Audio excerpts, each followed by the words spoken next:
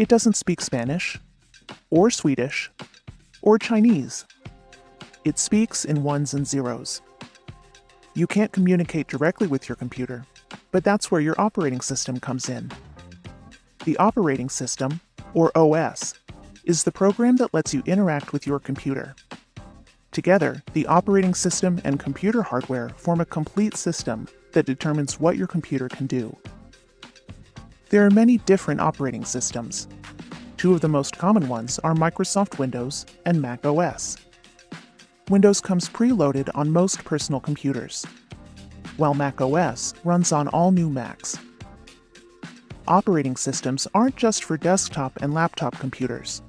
Mobile devices run mobile operating systems, like Apple iOS or Google Android, which are designed for interactions with smaller touchscreens.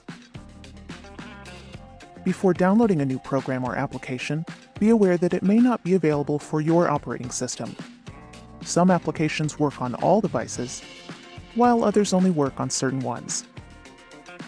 So get to know your operating system to see how it works and what it can do.